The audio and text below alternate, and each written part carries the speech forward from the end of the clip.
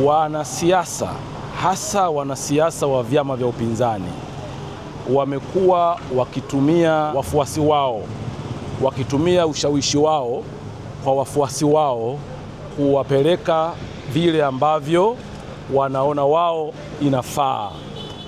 Makamu mwenyekiti wa Chadema ndugu Heche kwa kipindi kirefu sasa amekuwa akitumia ukubwa wake kwenye chama kuwasukuma na kuwalazimisha wenzake kufuata matamanio yake na si matamanio ya chama chao.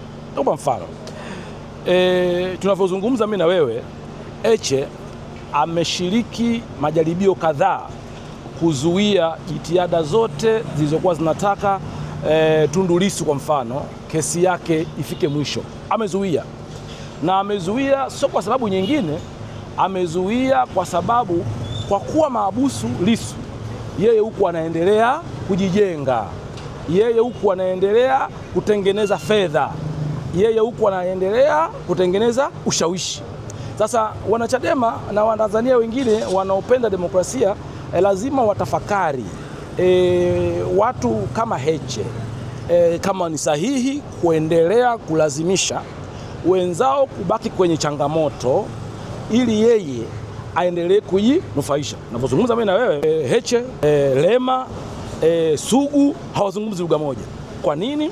Kwa sababu kina Lema ambao walishirikiana na Heche miezi kadhaa nyuma, sasa hivi nafika mwaka, kumng'oa Mbowe, Heche amewageuka wenzake. Yeye anataka kumiliki maridhiano, anataka kumiliki mijadala yote ya Chadema, anataka kumiliki kila kitu kinachohusu mijadala kwa maslahi ya chama chao. Mimi sishangai kwa msiojua, Heche kufika hapo alipofika amefikishwa na Mbowe. Yaani hapa Dar es Salaam Heche alikuwa akija anafikia nyumbani kwa Mbowe. Hata nyumba yake ya kwanza kupanga Heche alipangiwa na Mbowe. Kupelekwa kwa waandishi wa habari alipelekwa na Mbowe. Kutengenezwa alitengenezwa na Mbowe.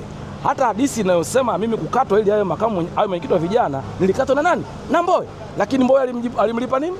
Alimgeuka, akamshambulia, akamng'oa mwenyekiti wake. Sasa bahati nzuri sasa kikundi cha wachawi, umoja wa wachawi hudumu. Sasa Heche kashirikiana na Lema kumzuru Mbowe.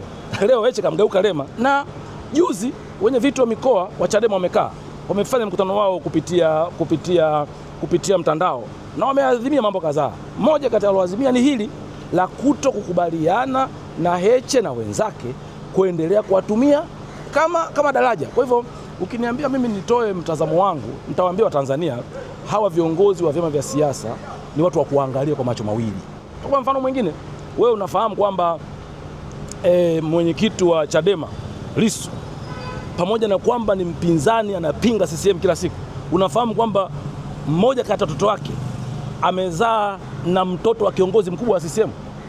Unafahamu kwamba yani Lissu huyu anaosema CCM haifai, anakaa kikao na familia, akirudi kwenye familia yake mkwe wake mmoja kati ya viongozi wakubwa wa CCM. Manake nini? Manake maisha yetu sisi ya kisiasa, maisha yetu ya Watanzania ni imara zaidi kuliko tofauti zetu za kisiasa. Heche anapotaka kuwatumia wenzake kama kalai, kama daraja ya kufanikisha malengo yake ya kutengeneza fedha, ni vyema akatanguliza mbele maslahi ya taifa.